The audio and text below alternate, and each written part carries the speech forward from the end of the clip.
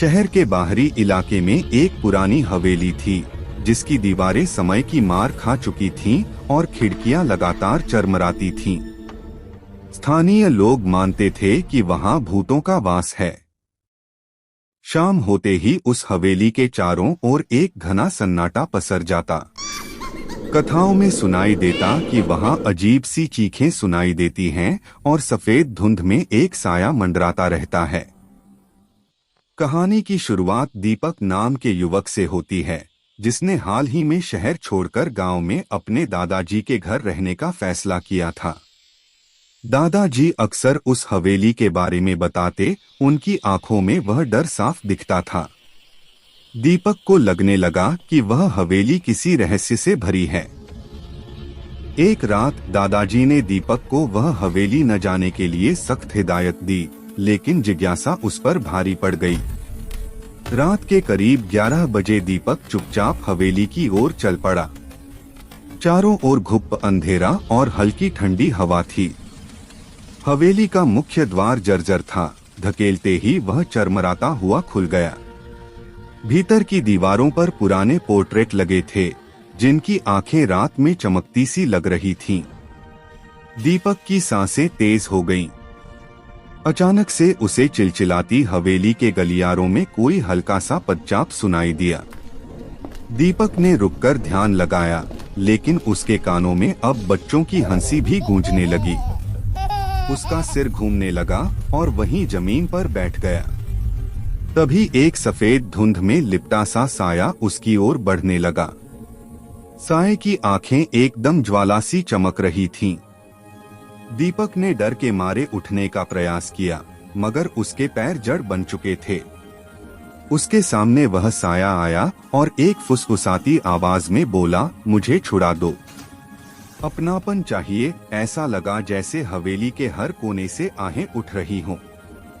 घबराते हुए दीपक ने जेब में रखी अपने दादाजी की पुरानी ताबीज निकाली और साया की ओर फेंकी।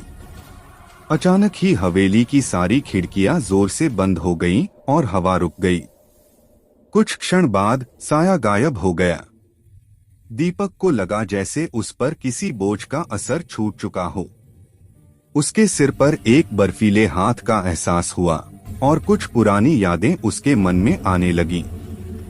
हवेली में उसे एक पुराना डब्बा मिला, जिसमें बिखरे हुए फोटो थे, पुरानी तस्वीरें जिनमें टूटे फूटे चेहरे और गहरे घाव थे। दीपक उन तस्वीरों को देखने लगा। हर तस्वीर के पीछे एक नाम और साल लिखा था, मगर एक तस्वीर थी जिसमें सिर्फ शांति लिखा था। चेहरे पर गहरा घाव और आंखों में डर। दीपक ने महसूस किया कि हवेली का साया यही शांति है, जिसे जन्म के बाद ही घर वालों ने अकेली छोड़ दिया था, और उसी अकेलेपन ने उसे भूत में बदल दिया। अगली रात दीपक ने दादाजी से पूरी कहानी सुनी। उन्होंने बताया कि शांति हवेली मालिक की बेटी थी। एक रात अचानक उसकी मौत हो गई थी, मगर उसका शव कभी नहीं मिला। तब से हवेली में उसका साया टहलता रहता है।